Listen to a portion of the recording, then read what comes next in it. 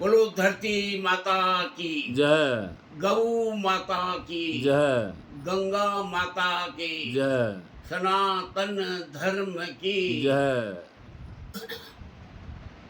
विश्व माता साध्वी रीताम्बरा जी की जय, राम सुखदास जी की जय, राम सुखदास जी की जय। बात ऐसी है, हिंदुस्तान पहले भी सोने की चिड़िया थी, आज भी है और आगे भी रहेगा। इस सोने चिड़िया का मतलब यह है कि हमारा सनातन धर्म सी और ओम से सृष्टि की संरचना हुई है और 5 तत्व का पुतला बना है और 5 तत्व के पुतले से सृष्टि की संरचना भी हुई है और जीव उत्पत्ति भी हुई है, जिसमें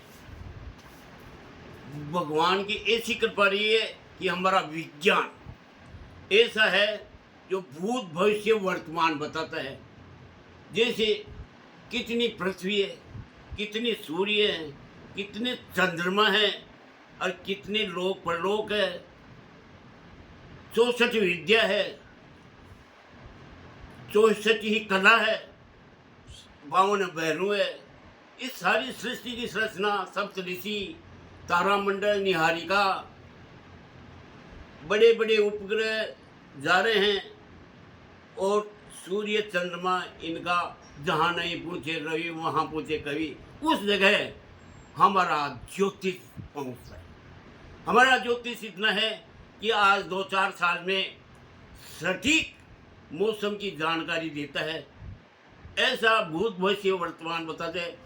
100 साल 500 साल भी चंद्र ग्रहण का तो उस चंद्र ग्रहण को पहले ही बता देगा। हमारा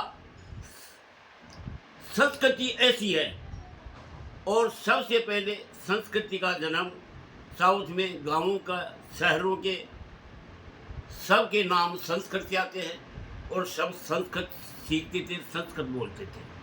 तो इसलिए हमारे विज्ञान से आज हम सनातन धर्म सुखी जीवन जीना बताता है। ये मनुष्य जिंदगी बार बार नहीं आती है, ये कई योनियां भुगतने के बाद में आती है। देवी देवता भी इस मनुष्य होने के लिए तरसते हैं, इसलिए कर्म करने के लिए भेजा है, लड़ाई झगड़े के लिए नहीं बोला। मुसलमान धर्म को तो 1400 और कुछ वर्ष हुए, 1450 वर्ष। ईसाई धर्म को 1600 और कुछ वर्ष हुए हैं और ये सब धर्म पैदा किए हुए हैं। सच्चा धर्म तो वह है कि जीव हिंसा न करे और दूसरे जीवों का कल्याण करे। यह मनुष्य योनि इसलिए मिली है कि हम तो 5-10 साल का इकट्ठा करके भोजन और मुँह से बोल लेते, सेवा करवा लेते, परंतु पशु पक्षी कहाँ जाए?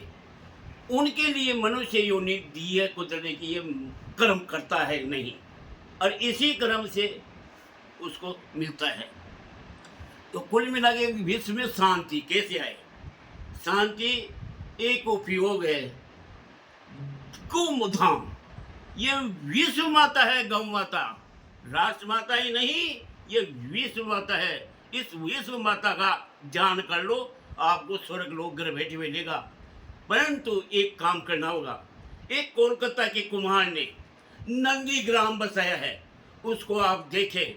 और नंदीग्राम ने स्कूल, खेती, रोड, यातायात, सारे साधन बताए हैं। चक्की चलाना, घाना निकालना, सब कुछ बताया है उस नंदीग्राम ने, कुम्हार ने। वैसे गोचर भूमि में ये नंदीग्राम होना चाहिए।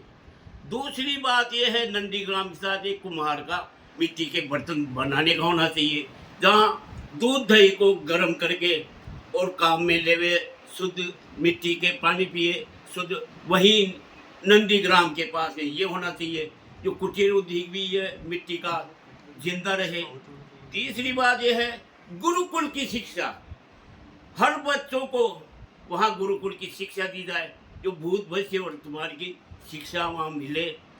और वही औषधि पैदा हुए, जड़ी बूटियों को पैदा हुए, और वही जड़ी बूटियाँ और वही छात्र अलग अलग बैच लगा करके एक एक घंटा रोजाना, एक एक क्लास के रोजाना भी नंबर लेवे तो गौ सेवा हो सकती है।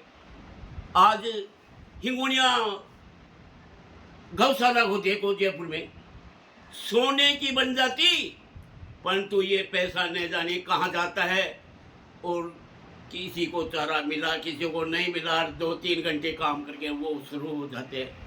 इसमें खाई की वार चल रही है। मैं तो साफ साफ कहता हूँ गौ सेवा नहीं हो रही है। इसलिए यदि आप उसमें सब कुछ करना चाहते हो तो गुरुकुल की शिक्षा बहुत जरूरी है, वहीं ओसियों का शिक्षा देना जरूरी है, और वहीं गुरुकुल खोलना जरूरी है। और इस गोचर भूमि को अब सरकार इस सनातन धर्म को पाना है, तो इसमें देश विदेश में भी गौ धाम है, गौशालाएं खुली हुई है। वहाँ यदि नंदी ग्राम बसाए, पर्यटक सीधे नंदी ग्राम को देखने के आएंगे, गौ धाम को देखने आएंगे। ऐसा पर्यटक चीज बन जाएगी यदि नंदी ग्राम बसा दे, कुमार के मिट्टी के बर्तन, गुरुकुल की शिक्षा, ये सारी की सारी व्यवस्था कर दे।